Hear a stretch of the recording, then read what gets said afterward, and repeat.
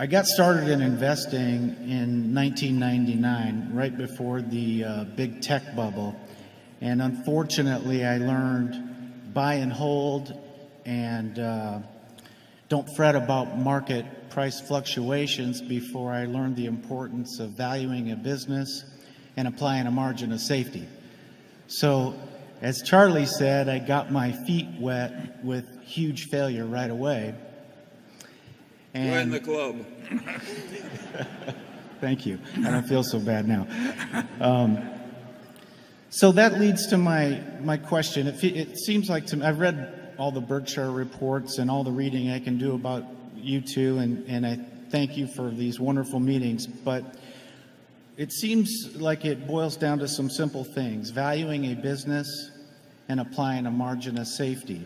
So my question is, what do you recommend for an approach to getting better and better at valuing companies? Well, it's a very, very good question. And in my own case, I started out without knowing anything about valuing companies. And Ben Graham taught me a way to value a certain type of company that would prove successful, except the universe of those companies dried up.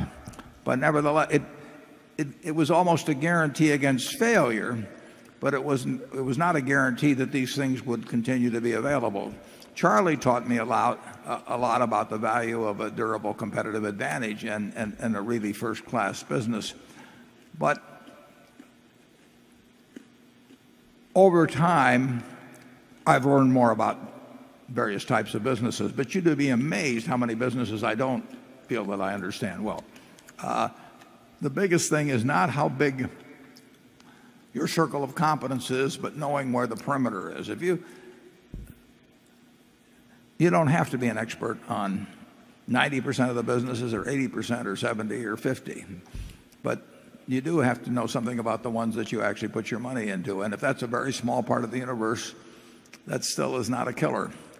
And I think if you think about what you would pay for a McDonald's stand, what you think you would pay for, think about the businesses in your own hometown of Olathe. Which would you like to buy into? Which do you think you could understand their economics? Which do you think will be around 10 or 20 years from now? Which do you think it would be very tough to compete with? Just keep asking yourself questions about businesses. Talk with other people about them. You will extend your knowledge over time. And always remember that margin of safety. And I think you basically have the right attitude, because you recognize your limitations, and that's enormously important in this business. You will find things to do. 6 or 7 years ago, maybe not that long, 6 or 7 years ago, when I was looking at Korean stocks, for example, I never had any idea that Korean stocks would be something that I would be buying. But I looked over there, and I could see that there were a number of businesses that met the margin of safety test. And there I diversified, because I didn't know that much about any specific one. But I knew that a package of 20 was going to work out very well, even if a crook might run one of them and a couple might run into competition I didn't anticipate, because they were so cheap. And that was sort of the old Graham approach. You will find opportunities from time to time, and the beauty of it is you don't have to find very many of them. Charlie? Well, obviously, if you want to get good at something which is competitive, you have to think about it a lot and learn a lot and practice doing it a lot. And the way the world is constructed in this field, you have to keep learning, because the world keeps changing and your competitors keep learning. So you just have to get up each morning and try and go to bed that night a little wiser than you were when you got up. And if you keep doing that for a long time and accumulate some experience, good and bad, as you try and master what you're trying to do, people who do that almost never fail utterly. They may have a bad period when luck goes against them or something, but very few people have ever failed with that. If you have the right temperament, You may rise slowly, but you're sure to rise. Charlie, did you take any business courses in school? None. I took accounting. And when did you start valuing businesses, and how'd you go about it? When I was a little boy. I can remember I would come down to the Omaha Club, and there was an old gentleman who hit the Omaha Club about 10:30 every morning. He obviously did almost no work and yet was quite prosperous. He became your ideal. Huh? Yeah, well, but he made me very curious as a little boy. I said to my father, how in the hell does he do that? And he said, Charlie, he's in a business where he enjoys practically no competition. He gathers up and renders dead horses. Well, that was an example of avoiding competition by one stratagem. And if you keep asking questions like that of reality, starting at a young age, you gradually learn. And Warren, you were doing the same thing. Well, yeah, thankfully he went beyond his original insight there. But I noticed, it's rather interesting,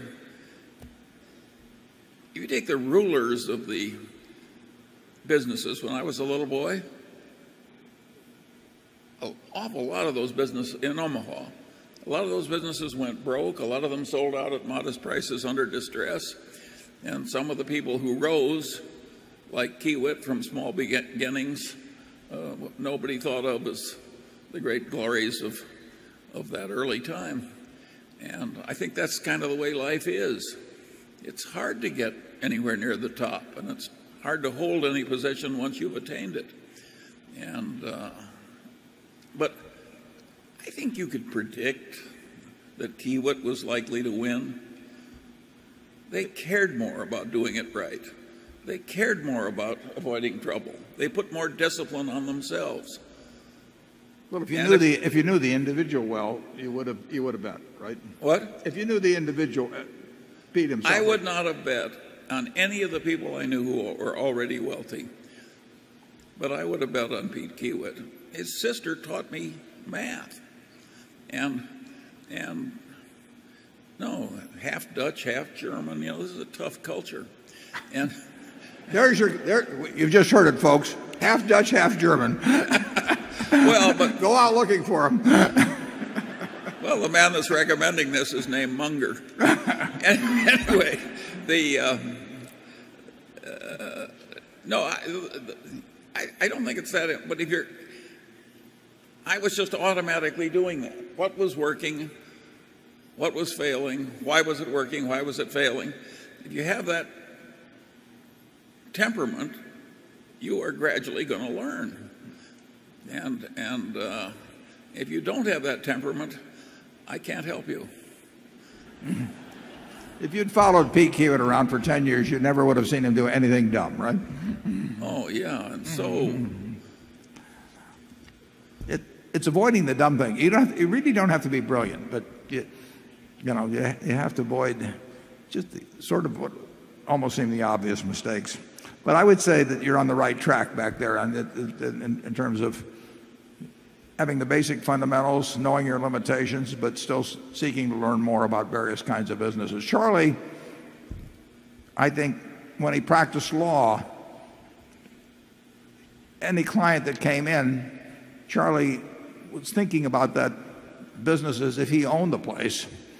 And he probably generally felt he knew more about the place than the guy that actually owned it, who was his client, who was the client. But I remember talking to him, 50 years ago, and he would start talking about Caterpillar dealerships in Bakersfield or something of the sort. He was incapable of looking at a business without thinking about the fundamental economics of it. Mm.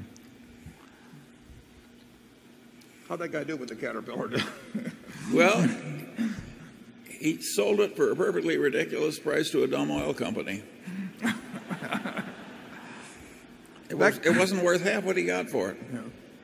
But they had a concept and a strategy. They had a concept and a strategy, and no doubt they had consultants.